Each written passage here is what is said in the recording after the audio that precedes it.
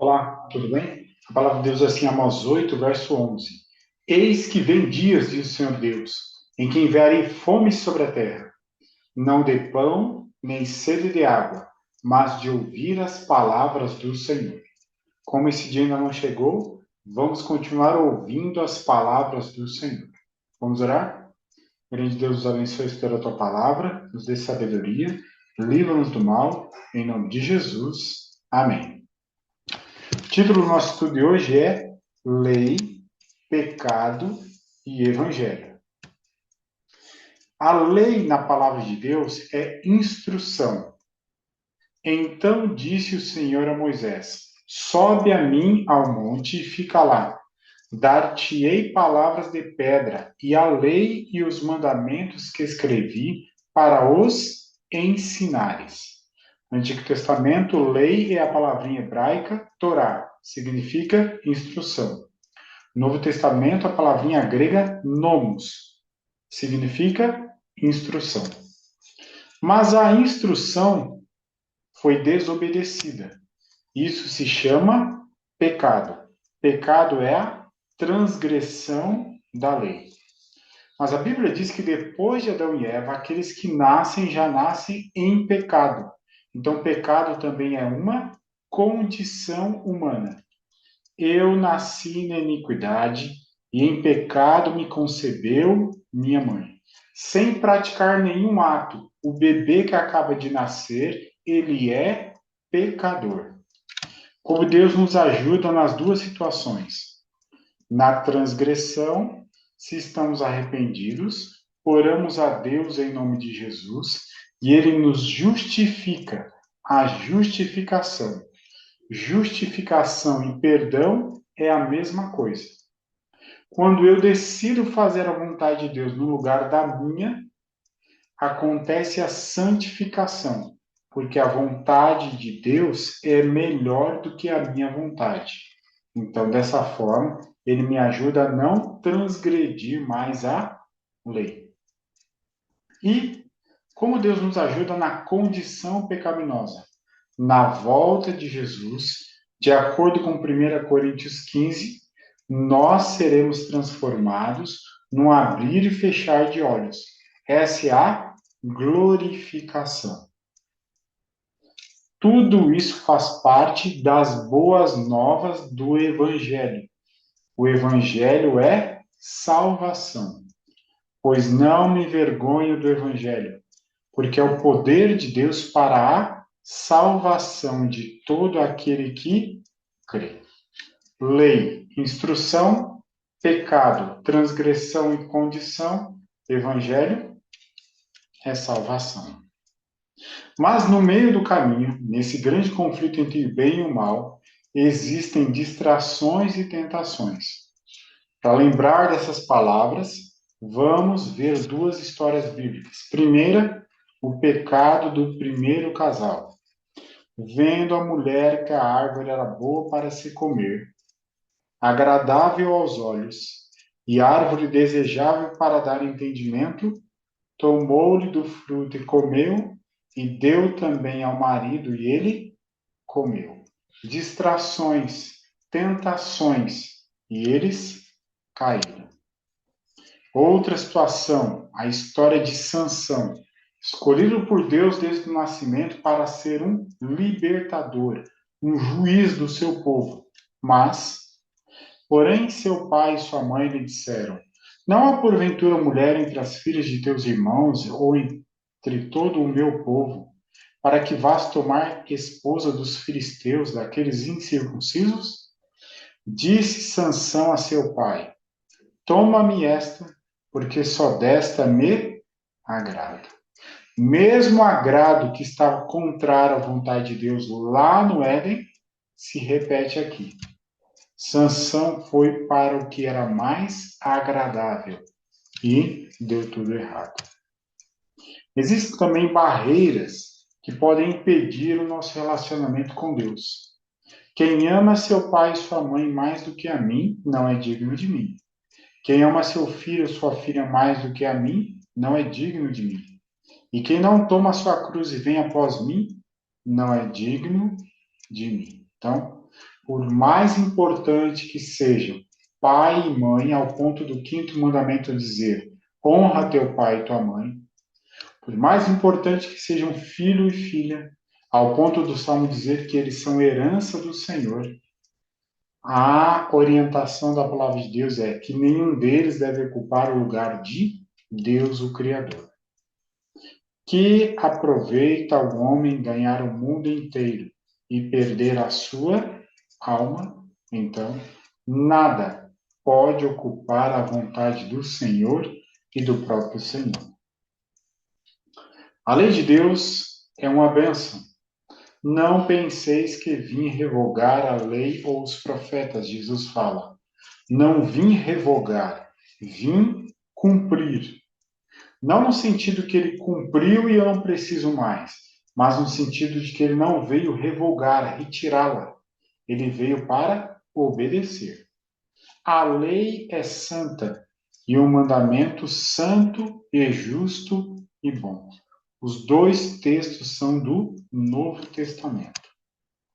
Porque este é o mandamento de Deus, que guardemos os seus mandamentos. Ora, os seus mandamentos não são penosos, não são difíceis.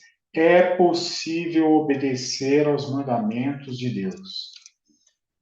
Se me amais, guardareis os meus mandamentos. Quando obedecemos a Deus, suas instruções, nós estamos demonstrando o quê? Amor a Deus. Os 4 primeiros mandamentos podem ser resumidos como: amarás, pois, o Senhor teu Deus de todo o teu coração, de toda a tua alma e de toda a tua força. Isso está explícito nos 4 mandamentos. Não ter outros deuses, não fazer imagem para adoração, não tomar o nome de Deus em vão e guardar o 7º dia, o sábado. Os 6 últimos mandamentos estão relacionados ao nosso amor ao próximo. Amarás o teu próximo como a ti mesmo, honrando pai e mãe, não matando, não adulterando, não furtando, não mentindo e não cobiçando. O não de Deus é um sim para vida. Não terás, não farás, não tomarás, não matarás. O não de Deus é um sim para vida. Cada um dos mandamentos envolve um princípio.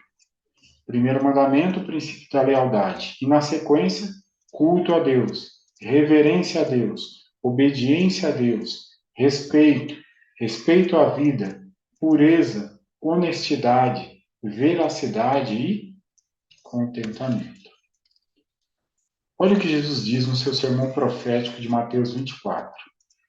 E por se multiplicar a iniquidade, a palavrinha iniquidade está aqui em grego, anomia. O amor se esfriará de quase todos. Então, o amor está aqui em grego agape. Então, anomia é o prefixo a, e lembra? Nomia vem de nomos, lei. Então, sem lei. Por se multiplicar as pessoas sem lei, fora da lei, o que acontece com o amor? Esfria. Todo pai que ama, instrui. O pai que não ama, não instrui. Não instrui. Então, sem lei, os fora da lei, eles têm o seu amor esfriado. A profecia de Daniel 7:25 diz que alguém iria mudar a lei de Deus. Proferirá palavras contra o Altíssimo. Magoará os santos do Altíssimo. E cuidará em mudar os tempos e mudará a lei. Quem poderia ser capaz de mudar a lei de Deus sem levantar nenhuma suspeita? Os católicos romanos reconhecem que a mudança do sábado foi feita pela sua igreja e declaram que os protestantes, observando o domingo, estão reconhecendo o poder desta. Então, agora nós vamos para um fato histórico. Quem na história cumpriu a profecia de Daniel 7:25? A igreja cristã. Mas a igreja cristã jamais faria algo contra Cristo. Então, faria. Essa é a história do grande conflito. Alguém que não poderia levantar nenhuma suspeita acaba indo contra o próprio Cristo, mudando a lei de Cristo. Então, aqui nós temos de maneira clara, quando a igreja cristã se tornou romana, o Império Romano e suas tendências, tradições participaram agora da igreja. Enquanto os 10 mandamentos na Bíblia Católica estão dessa forma, o catecismo romano mudou, tirou o segundo mandamento, mudou o sábado para domingos e festas e dividiu o 10º mandamento em 2. 10 mandamentos, mas alterados pelos homens. Então devemos seguir os mandamentos que estão na Bíblia Católica, não no catecismo romano. A mudança do verdadeiro para o falso sábado foi introduzida pela grande apostasia da igreja primitiva, a qual se cristalizou no sistema católico romano. Quais foram os 2 motivos? O que a igreja queria, a igreja cristã primitiva? Desejo de evitar ser identificado com os judeus, cujo fanatismo e ruína os tinham tornado impopulares. Lembra dos judeus? Quantos problemas trouxeram para Jesus? Quantos problemas trouxeram para o apóstolo Paulo? A igreja agora quer se afastar dessa ideia do judaísmo. Então vamos deixar o dia de guarda dos judeus. Primeiro motivo. Segundo motivo, um desejo igualmente intenso de conquistar os pagãos adoradores do sol e conseguir sua adesão à igreja. Dia do sol, Sunday, domingo. Então, afastamento dos judeus, aproximação dos pagãos. Esse método evangelístico feito pela igreja cristã primitiva funcionou? Sim, mas não era da vontade de Deus ser feito dessa forma. O afastar do assim diz o Senhor para aumentar os membros da igreja, aumentar o reino de Deus pelo método que não é de Deus.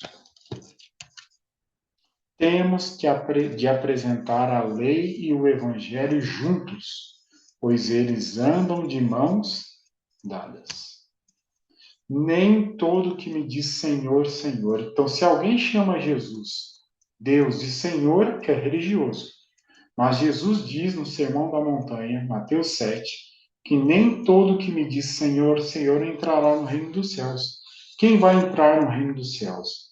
Aquele que faz a vontade de meu Pai que está nos céus. A vontade do Pai que está nos céus está na palavra do Pai. Na Bíblia, os mandamentos, as instruções de saúde, está na Bíblia. Todo aquele, pois, que ouve estas minhas palavras e as pratica, será comparado a um homem prudente que edificou a sua casa sobre a rocha. Diante da tempestade, dos desafios desse mundo, ela permaneceu firme, porque ouviu e praticou. E todo aquele que ouve estas minhas palavras e não as pratica, será comparado a um homem insensato, louco, que edificou a sua casa sobre a areia. Vieram os problemas, os desafios desse mundo, e o que aconteceu com a casa edificada sobre a areia? Foi grande a sua queda, a sua ruína. Qual foi o problema? Ouviu, mas não praticou. Tornai-vos, pois, praticantes da palavra, e não somente ouvintes, enganando-vos a vós mesmos. Mas aquele que considera atentamente na lei perfeita, lei da liberdade, e nela persevera, não sendo ouvinte negligente, mas operoso praticante, esse será bem-aventurado no que realizar. Deus hoje nos convida a sermos o quê? Ouvintes e praticantes do quê? Da sua palavra. Seguir as instruções de Deus. Todo não de Deus é um sim para a vida. Que essa seja a minha e a sua decisão hoje e todos os dias de nossa vida. Vamos orar? Grande Deus, agradecemos pelas suas instruções e pedimos que nos dê disposição, coragem para praticar em nossa vida e compartilhar com outras pessoas também. Obrigado pela certeza da salvação em Cristo Jesus. Oramos em nome de Jesus. Amém.